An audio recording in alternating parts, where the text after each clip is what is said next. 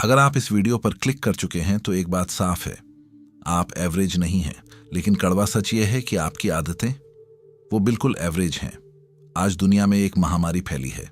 नहीं, मैं किसी वायरस की बात नहीं कर रहा।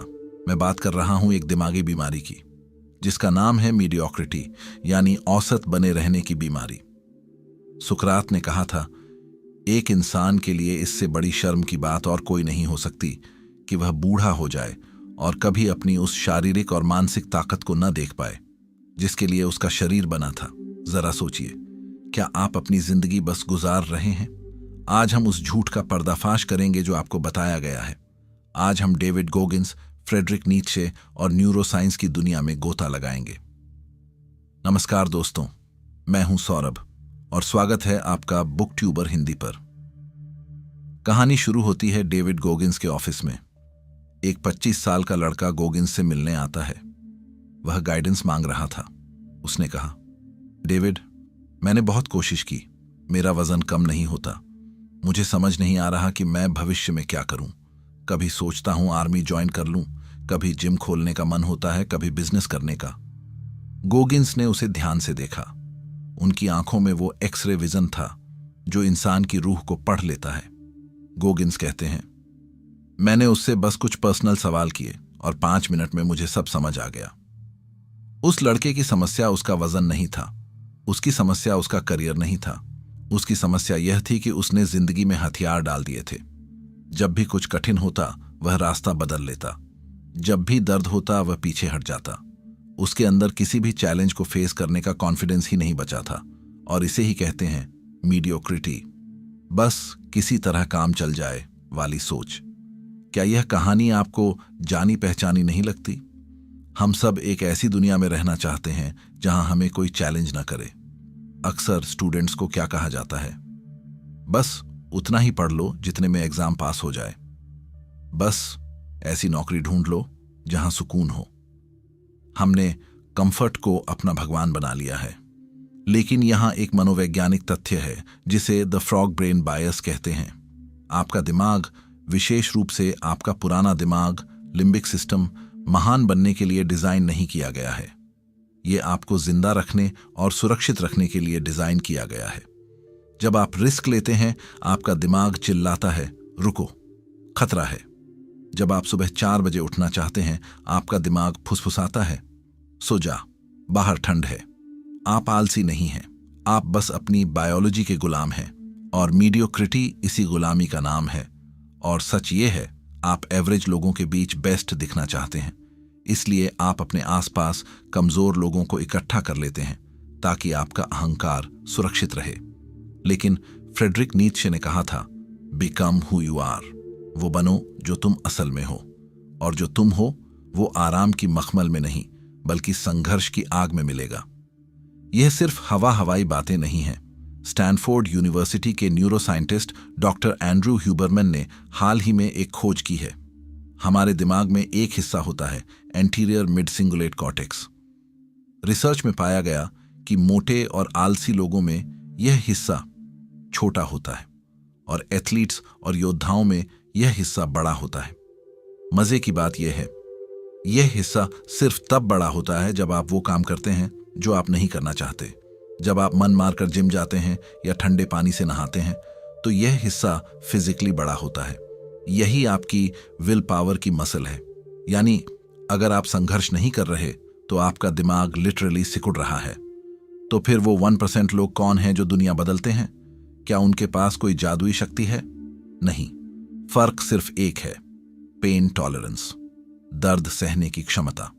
बहुत कम लोग हैं जो शीशे में देखकर खुद से कहते हैं, मुझे फर्क नहीं पड़ता कि यह संभव है या नहीं, मुझे मतलब है कि क्या मैं इसके लिए अपनी जान लगा सकता हूं। वे परिणाम के लिए नहीं बल्कि सेल्फ डिस्कवरी, आत्म खोज के लिए लड़ते हैं। गोगिंस कहते हैं, अगर आपको इन टॉप 1% लोगों के बीच रहना पड़े जो लगातार एक पर्वत के बाद दूसरा पर्वत नापते हैं, तो आप उनका साथ बर्दाश्त नहीं कर पाओगे। क्यों? क्योंकि उनके सामने आपका डर, आपका खोखलापन और आपकी बहानेबाजी नंगी हो जाएगी। उनकी आग में आपका अहंकार जल जाएगा। ध्यान दीजिए, आप अंदर से खुश क्यों नहीं हैं? क्योंकि आपके करंट सेल्फ और आपके पोटेंशियल सेल्फ के बीच बहुत बड़ा अंतर आ गया है। आप जानते हैं कि आप बेहतर कर सकते हैं, लेकिन आप कर नहीं रहे।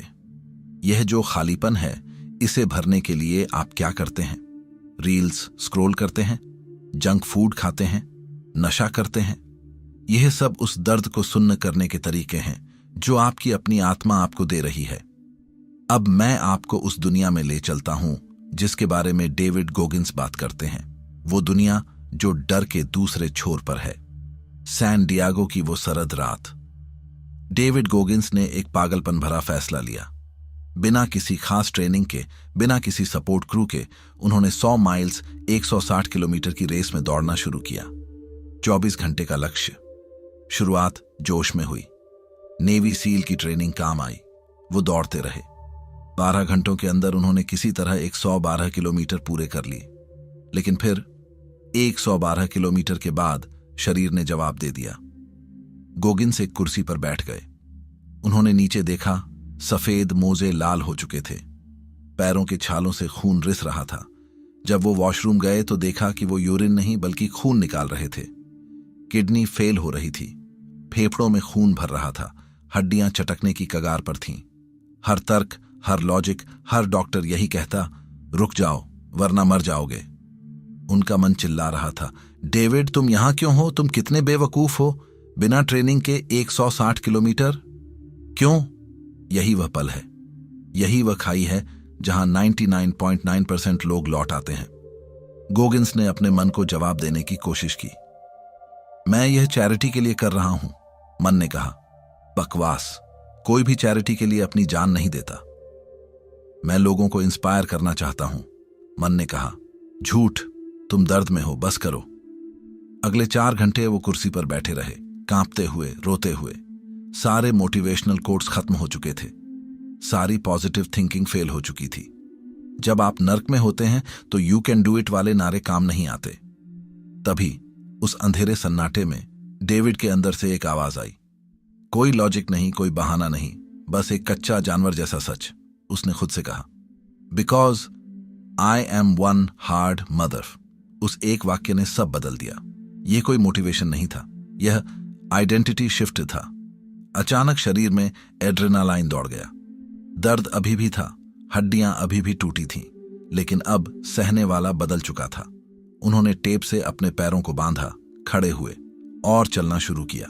113 किलोमीटर, 120, 140 और उन्होंने वो रेस पूरी की। गोगिंस कहते हैं, जब रेस खत्म हुई तो मैंने उस कुर्सी पर बैठकर एक नई दुनिया देखी। मुझे समझ आया कि मेरा मन कितनी भी डरावनी तस्वीर बना ले, मैं उसे पार कर सकता हूं। यह थी द 40% रूल की खोज। जब आपका दिमाग कहता है कि आप पूरी तरह थक चुके हैं, तब दरअसल आपने अपनी क्षमता का सिर्फ 40% ही इस्तेमाल किया होता है। बाकी 60% अभी भी रिजर्व टैंक में है। स्टोइक फिलोसोफर मार्कस ऑरेलियस कहते थे, बाधा ही रास्ता है, the obstacle is the way. और यहां एक बहुत गहरा मनोवैज्ञानिक सिद्धांत काम करता है जिसे कहते हैं द पेन पैराडॉक्स, दर्द का विरोधाभास।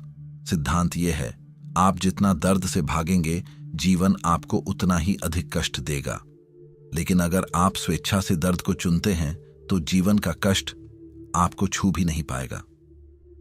हमने पिछले कुछ वीडियोस में बताया है कि आपके दिमाग को रियलिटी और इमेजिनेशन में फर्क नहीं पता। जब आप खुद को बेचारा बोलते हैं तो आपके मिरर न्यूरॉन्स उस लाचारी को सच मान लेते हैं। आप अपने ही दिमाग को हिप्नोटाइज कर रहे हैं फेल होने के लिए। एक ट्रिक बताता हूं, एनिमी विजुअलाइजेशन। अपने दिमाग में एक ऐसे इंसान को इमेजिन करो जो आपसे नफरत करता है। वो चाहता है कि आप फेल हो जाओ। क्या आप उसे जीतने दोगे? कई बार प्यार से ज्यादा ताकत नफरत या जिद में होती है। उस जिद का इस्तेमाल करो, अपनी सफलता से उन्हें गलत साबित करो। महान दार्शनिक ओशो ने कहा था, दर्द को चुनो मत, लेकिन जब वो आए तो उसे गले लगाओ। दर्द तुम्हें शुद्ध करता है। खलील जिब्रान ने लिखा था, तुम्हारा दर्द उस कवच के टूटने की आवाज है जो तुम्हारी समझ को कैद किए हुए है। दोस्तों, मीडियोक्रिटी इसलिए नहीं है कि आप में काबिलियत नहीं है। मीडियोक्रिटी इसलिए है क्योंकि आप दर्द को अपना दुश्मन मानते हैं। जिम में मसल्स कब बनते हैं? जब आप आखिरी रैप्स लगाते हैं, जब फाइबर टूटते हैं। दिमाग कब तेज होता है? जब आप वो किताब पढ़ते हैं जो समझ नहीं आ रही लेकिन आप फिर भी पढ़ते रहते हैं। न्यूरोसाइंस में एक कॉन्सेप्ट है विनर इफेक्ट। जब आप कोई कठिन काम पूरा करते हैं, चाहे वो कितना भी छोटा क्यों ना हो, आपके दिमाग में टेस्टोस्टेरोन और डोपामाइन का एक ऐसा कॉकटेल रिलीज होता है जो आपके ब्रेन को रिवायर करता है। जीतना एक आदत है और हारना वो भी एक आदत है। जब आप सुबह अलार्म बंद करके दोबारा सोते हैं, आप अपने दिमाग को हारने की ट्रेनिंग दे रहे हैं। तो अब सवाल है, आप इस चक्रव्यूह से बाहर कैसे निकलें? आपको लगता है कि आपको मोटिवेशन की जरूरत है? गोगिन्स कहते हैं, motivation is garbage. Motivation petrol की तरह है, जलकर खत्म हो जाता है। आपको इंजन बदलना होगा, आपको अपनी आइडेंटिटी बदलनी होगी। लोग इंतजार कर रहे हैं कि एक दिन उनके दरवाजे पर कोई गिफ्ट आएगा, कोई जादू होगा और उनका माइंडसेट बदल जाएगा। कठोर सच यह है, ऐसा कभी नहीं होगा। आपको संघर्ष करना पड़ेगा, आपको विजुअलाइज करना होगा, सपनों को नहीं बल्कि उस कष्ट को जो रास्ते में आएगा। बीजे फॉग, जो स्टैनफोर्ड में बिहेवियरल साइंटिस्ट हैं, कहते हैं, बदलाव बड़े फैसलों से नहीं बल्कि सूक्ष्म आदतों, टाइनी हैबिट से आता है। लेकिन गोगिन्स का तरीका थोड़ा अलग है। वो कहते हैं, अपने दिमाग को कठोर बनाओ। हर दिन कुछ ऐसा करो जो तुम्हें करना पसंद नहीं है। क्या तुम्हें ठंडे पानी से नहाना पसंद नहीं? तो रोज नहाओ। क्या तुम्हें पढ़ना पसंद नहीं? तो रोज 10 पन्ने पढ़ो। क्यों? ताकि तुम अपने फ्रॉग ब्रेन को बता सको कि मालिक कौन है। क्या आप जानते हैं कि नासा जब अंतरिक्ष यात्रियों को चुनता है तो वो उनकी सफलताएं नहीं गिनता, वो यह देखता है कि वो अपनी असफलताओं से कैसे उभरे। वो ग्रिट यानी दृढ़ता ढूंढते हैं, टैलेंट नहीं। अब मैं चाहता हूं कि आप मेरी बात बहुत ध्यान से सुने। यह वीडियो खत्म होने वाला है लेकिन आपकी लड़ाई अब शुरू होगी। डेविड गोगिन्स जब 300 पाउंड के थे, वो हर रात शीशे के सामने खड़े होकर खुद को गाली देते थे। वो इसे अकाउंटेबिलिटी मिरर कहते थे। वो खुद से झूठ नहीं बोलते थे कि मैं हेल्थी हूं। वो कहते थे, तुम मोटे हो, तुम आलसी हो और तुम अपनी जिंदगी बर्बाद कर रहे हो। आपको भी आज रात यही करना है। खुद से मीठी बातें करना बंद करो। सेल्फ लव के नाम पर खुद को धोखा देना बंद करो। सच्चा सेल्फ लव यह है कि आप खुद से इतनी मोहब्बत करें कि आप खुद को एवरेज बनकर सड़ने न दें। यहां 3 स्टेप्स हैं जो आपको आज से फॉलो करने हैं। नंबर 1, द हेल येस और नो रूल। अगर कोई लक्ष्य आपको डरा नहीं रहा, अगर उसे सोचकर रोंगटे नहीं खड़े हो रहे, तो वो बहुत छोटा है। सेफ खेलना बंद करो। Number 2, the 40% push. जब कल आप काम करते करते थक जाओ, जब मन कहे बस बहुत हो गया, तो याद रखना ये सिर्फ 40% है। 5 मिनट और करो, 1 पन्ना और पढ़ो। वही 1 पन्ना आपको भीड़ से अलग करेगा। Number 3, kill the victim. मेरे साथ बुरा हुआ, मेरे पास पैसे नहीं हैं, मेरा बैकग्राउंड खराब है, इन कहानियों को कचरे में डाल दो। आपकी समस्याएं आपकी हैं और उनका समाधान भी आप ही हैं। 1960 के दशक में वैज्ञानिक जॉन कैल्हून ने एक डरावना प्रयोग किया, यूनिवर्स 25। उन्होंने चूहों के लिए एक स्वर्ग बनाया। असीमित खाना, असीमित पानी, कोई बिल्ली नहीं, कोई बीमारी नहीं, सब कुछ परफेक्ट था। आप सोचेंगे कि वो चूहे बहुत खुश रहे होंगे? नहीं। कुछ ही समय में वो चूहे आलसी हो गए। उन्होंने आपस में लड़ना शुरू कर दिया। माताओं ने अपने बच्चों को छोड़ दिया और अंत में वो सब मर गए। कंफर्ट ने उन्हें मार दिया। विज्ञान ने साबित किया है कि बिना संघर्ष के दिमाग और समाज दोनों सड़ जाते हैं। और आज आप उसी यूनिवर्स 25 में जी रहे हैं। आपका सोफा, आपका नेटफ्लिक्स और आपकी सुविधाएं धीरे धीरे आपके दिमाग की हत्या कर रही हैं। औसत बनकर आप कभी खुश नहीं रह पाओगे, क्योंकि इंसान की आत्मा विस्तार चाहती है। आराम आपको मौत की तरफ ले जाता है, संघर्ष आपको जीवन देता है। याद रखना, एक दिन यह सब खत्म हो जाएगा। जब आप अपने आखिरी बिस्तर पर होंगे तो आपके सामने 2 लोग खड़े होंगे, एक वो जो आप बन गए और दूसरा वो जो आप बन सकते थे। अगर इन दोनों अजनबियों के बीच बहुत बड़ा अंतर हुआ तो वो होगा असली नर्क। लेकिन अगर वो दोनों एक जैसे दिखे, अगर आपने अपनी पूरी क्षमता को निचोड़ लिया, तो वो होगा स्वर्ग। चुनाव आपका है। इस वीडियो को अभी लाइक मत करो, सब्सक्राइब भी मत करो अगर आप सीरियस नहीं हो। लेकिन अगर आपके अंदर वो आग है, अगर आप उस मीडियोक्रिटी के वायरस को मारने के लिए तैयार हो, तो कमेंट बॉक्स में जाकर अपनी उपस्थिति दर्ज कराओ। सिर्फ अपना शहर या स्टेट लिखो जहां से आप यह वीडियो देख रहे हो। देखते हैं कि भारत और दुनिया के किस कोने में वो 1% शेयर छिपे बैठे हैं। अपनी पहचान छोड़ जाओ, क्योंकि एवरेज लोग कमेंट नहीं करते, वो बस स्क्रॉल कर देते हैं। बहुत बहुत धन्यवाद।